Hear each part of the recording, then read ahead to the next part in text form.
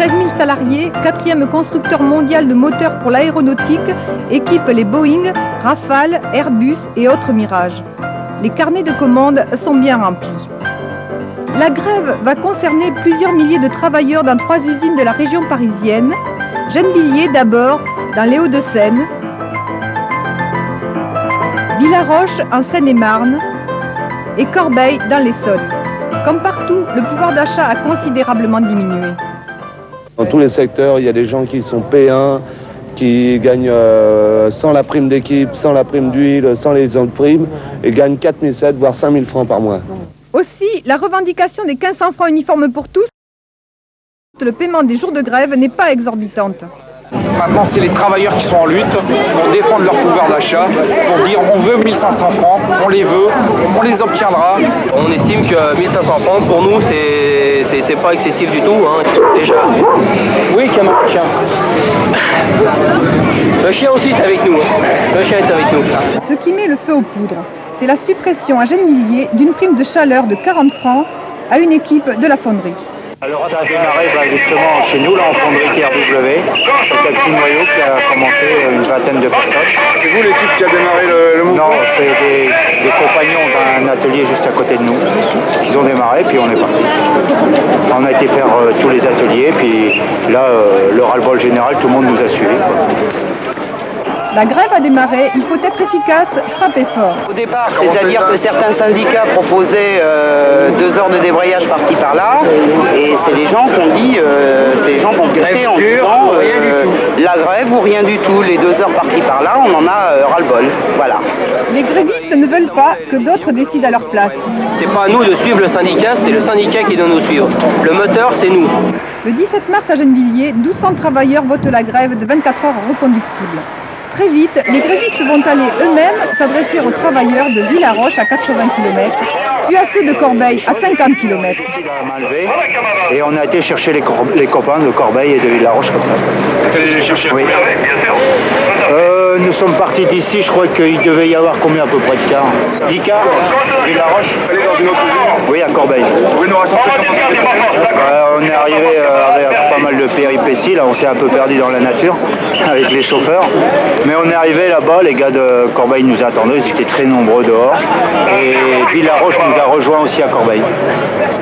La grève démarre le 21 mars à Villaroche, le 23 à Corbeil. On compte 4000 grévistes dans le groupe. La production est paralysée. Des piquets empêchent l'entrée et la sortie de matériel et de marchandises. Dans les 3 usines, les assemblées générales se tiennent tous les jours. Les décisions sont prises au niveau de l'Assemblée Générale. Tous les matins ça se fait, c'est au vote, à main levée. Et c'est les travailleurs qui jugent de dire on fait grève, on continue la grève. Et tous les travailleurs sont là pour dire on continue la grève jusqu'à ce que le patron cède. Ce qu'on s'est dit à Villaroche, c'est qu'il fallait que ça soit la base qui continue justement à l'organiser, ce mouvement, à en pouvoir en décider.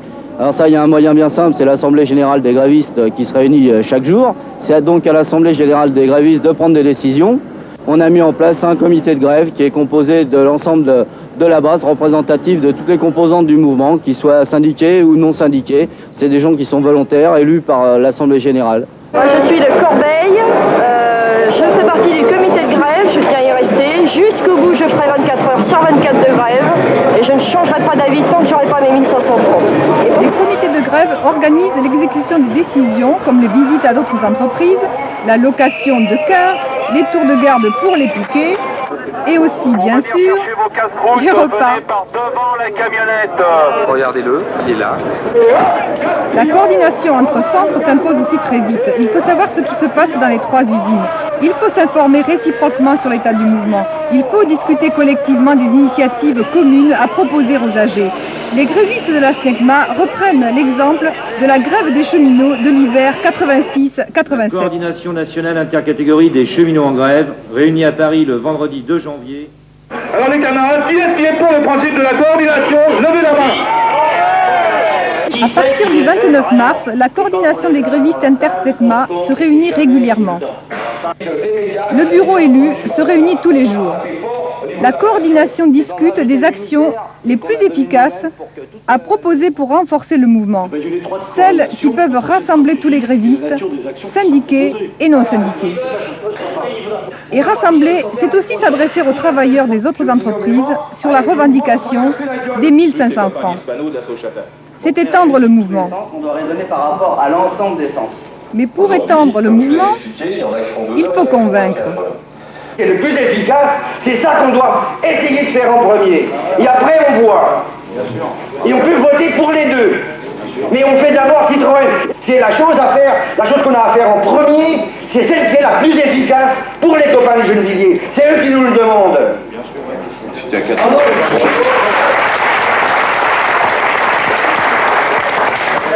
le cas général, c'est tout. Il parlait de Capillon, je suppose. 1500 francs par mois sont une revendication tout à fait exorbitante. La direction cherche à intimider les grévistes. Elle assigne plusieurs dizaines de militants syndicaux devant les tribunaux pour entrave à la libre circulation des marchandises. Il est vrai aussi qu'elle aimerait bien faire sortir ses moteurs. Devant les tribunaux, à chaque fois, des centaines de grévistes sont là pour soutenir leurs camarades. Vive le sang, vive le sang, dansons la Gardionne, vive le sang du pognon.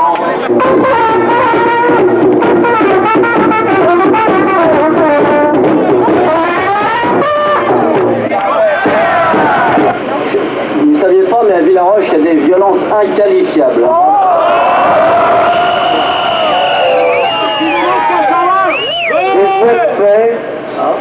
C'est une situation quasi insurrectionnelle. Illicite, illégale. Et vous ne savez pas pourquoi? Moi, je vais vous dire, c'est parce qu'il y a eu un méchoui. La violence, ce sera du côté de la direction de Gennevilliers, qui tente de forcer un piquet de grève, blessant un travailleur. Ce coup se retourne contre le patron et son groupe de cadres aux ordres. La mobilisation des grévistes est immédiatement renforcée. Durant les premières semaines, la presse et la télé vont ignorer la grève. Alors, je pense justement, s'ils n'en parlent pas de notre mouvement, c'est parce qu'ils savent qu'il y a un mécontentement sur les salaires partout dans le pays, dans toutes les entreprises. Et ils craignent que notre mouvement à nous, qu'on a engagé sur les salaires pour 1500 balles, ça fasse tache d'huile. Ça suscite de l'agitation dans les autres entreprises et qu'il y ait d'autres camarades, d'autres boîtes qui s'y mettent. Et à mon avis, c'est pour ça qu'ils n'en parlent pas. Ce qui est important, c'est de mettre plus grévistes en plus à Hispano. C'est ça que la direction générale comprendra, que justement, on est capable d'étendre notre mouvement et on ne s'arrêtera pas si on ne cesse pas. Voilà.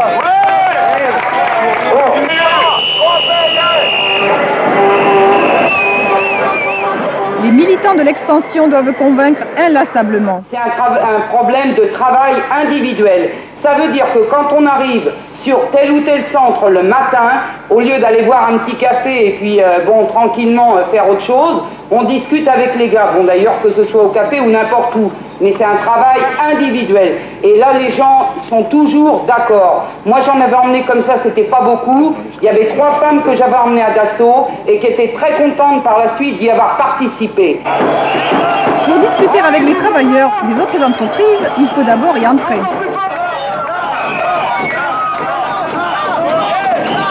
Hispano le 28 mars.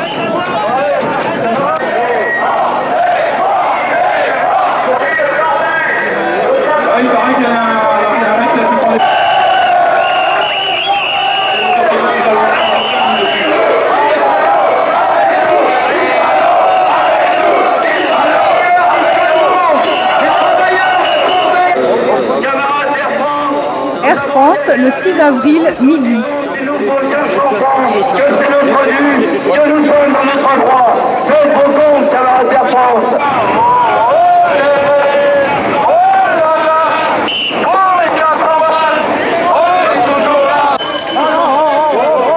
Aérogare d'Orly, 13h.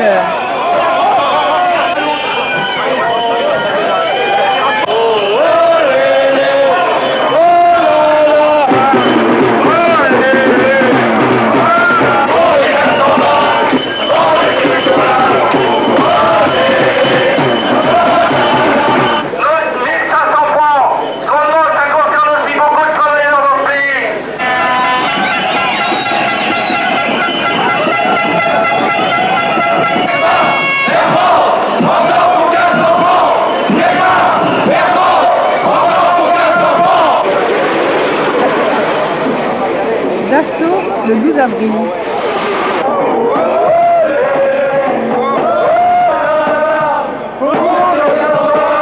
On est toujours là. Oh lélé, oh là là.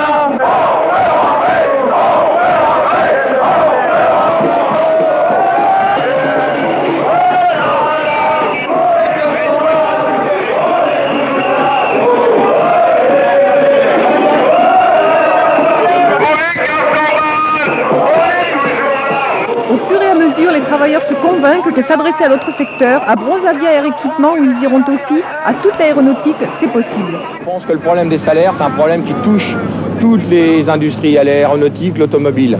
Donc ce qu'on voudrait, c'est faire comprendre à des centaines, des milliers de travailleurs qu'aujourd'hui ils peuvent nous rejoindre dans la lutte sur la revendication des 1500 francs. C'est pour ça qu'on pense que le meilleur moyen, c'est d'aller les voir, d'aller les trouver. Les grévistes de la SNECMA passent un cran au-dessus et vont à l'usine d'automobile de Citroën Aulnay, le bastion du patronat, le 20 avril.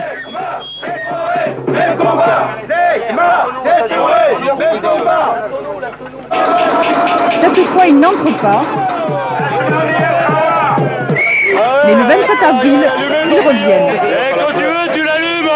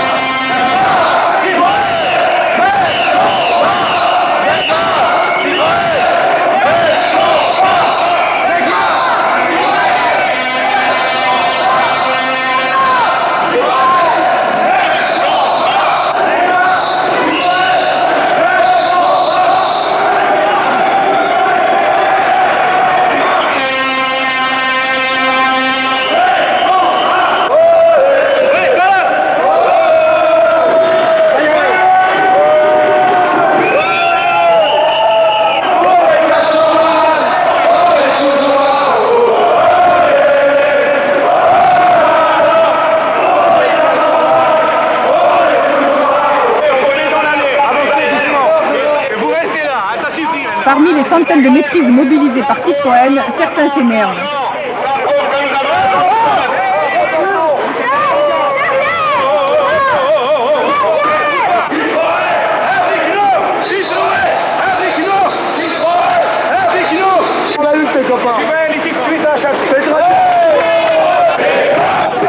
Une sortie d'atelier pas triste.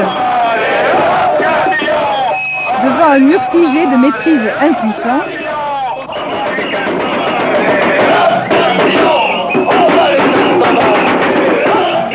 les plus impressionnés ne sont pas ce que l'on croit.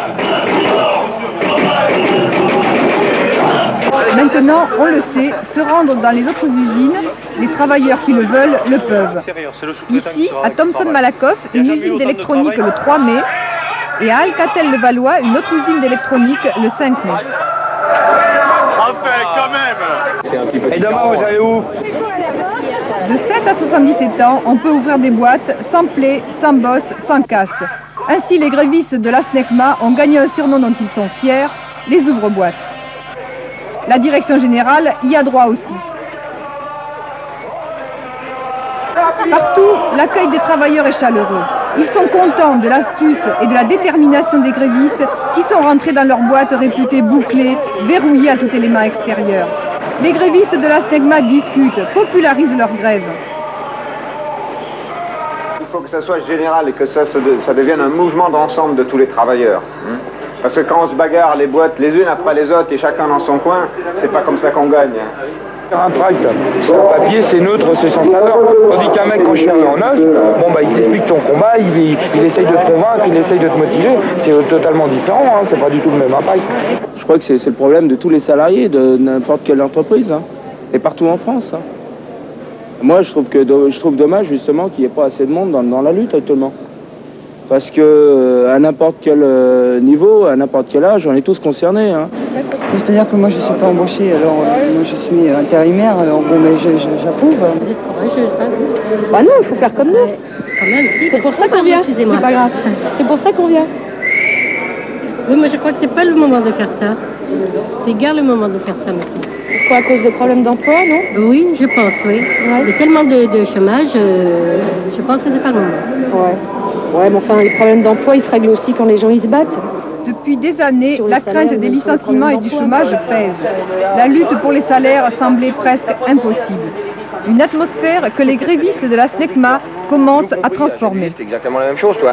On était, disons, à un noyau, les ateliers, pour dire ce qu'il y a, hein, bon, à faire grève. Bon, bah, nous, on a décidé, en partant à 40, hein, enfin, pas simplement moi, mais d'autres gars, ils l'ont décidé, de venir nous dire, voilà, nous, on est partis, on revendique les 1500 balles. Si toutes les entreprises faisaient la même démarche, bah oui, alors là, ça serait bien, là. Justement, ça serait une petite grève nationale. C'est pour ça qu'on essaye de passer dans toutes les entreprises. Oui, bah, c'est bien, oui. Mais quand on sera sorti des ateliers, parce que on tient un petit peu longtemps quand même. Mais c'est à vous de décider. On doit faire maintenant. Eh ben, maintenant qu'on sait ça, eh bien, il s'agit d'organiser la riposte générale de tous les gars, pour que enfin on puisse voir nos salaires suivre le coût de la vie. Parce qu'on n'a pas le choix. De tout temps, les travailleurs, ils n'ont pas eu le choix. De tout temps. Et là, ça devient de plus en plus clair, parce qu'en plus de ça, on essaie de nous culpabiliser, si vous voulez, au niveau de l'emploi, c'est un petit peu le chantage. La généralisation de la lutte de la SNECMA, certains dirigeants de la CGT et aussi de la CFDT sont contre. Ils sont contre les visites aux autres entreprises. Ils freinent, dressent des obstacles. Avant Citroën, ils étaient alarmistes. Les grévistes allaient au massacre. Pendant, ils font courir de faux bruits. Il y a des grévistes séquestrés, des blessés. À ces rencontres avec des travailleurs des autres entreprises, ils opposent systématiquement des manifestations de rue plus classiques qui font certainement moins pour populariser le mouvement, même si elles sont bonnes pour le moral des grévistes. C'est pourquoi d'ailleurs la coordination a systématiquement participé à toutes les manifestations proposées par les syndicats, preuve qu'il n'est pas vrai que les différentes formes d'action étaient incompatibles. Le 10 mai, à la Bourse à Paris, la coordination a invité les travailleurs de la région parisienne à manifester pour les 1500 francs. Partout, des militants syndicaux désiraient répondre à cet appel. Consigne de la CGT. La CGT ne cautionne pas, elle condamne une telle initiative. À l'attitude de mon syndicat CGT, parce que je ne veux pas renier, ça fait 22 ans que je paye à la CGT, j'y resterai. C'est une attitude frileuse. Cette manifestation de toutes les entreprises concernées par les 1500 francs, disons qu'à la fédération, on a fait la sourde oreille, on a discuté d'autres choses. On n'a pas été entendu. Je ne connais pas les raisons exactes, mais il semble que ce qui leur plaît pas, c'est pas les manifestations. Ce qui leur plaît pas, peut-être c'est l'essence même du mouvement, c'est d'être bousculé. Je sais pas. Je suppose que c'est ça. 8 jours plus tard, la CGT participe pourtant à une nouvelle manifestation appelée par la coordination, mais sans rien faire pour mobiliser les travailleurs de la région parisienne. De toute manière, alors, la grève qui entrait dans sa 11e semaine tirait à sa fin. Une grève et un blocage de la production de 10 semaines n'ont pas suffi pour gagner. Le gouvernement de droite puis de gauche n'a pas cédé. La SNECMA étant une entreprise nationalisée, ils se sont là portés garant du blocage des salaires pour tout le patronat. Face à ce front uni contre elle, la classe ouvrière doit mettre en mouvement toutes ses forces et rassembler les différents secteurs, publics et privés, dans la même lutte. Les directions syndicales, et en particulier la CGT qui a la plus forte influence, se sont opposées à cette orientation qui seule donnait le plus de chances aux grévistes de l'emporter.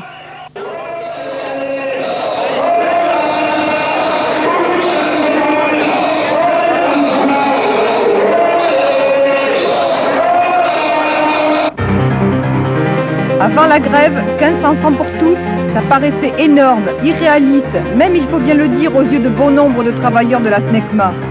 Aujourd'hui, c'est la revendication de beaucoup d'autres. Les travailleurs de la SNECMA ont démontré que des milliers de grévistes peuvent aller aux autres travailleurs, aux autres entreprises, aux autres corporations pour faire l'unité réelle et physique des travailleurs dans la lutte. La lutte pour l'augmentation des salaires apparaît possible et actuelle pour toute la classe ouvrière.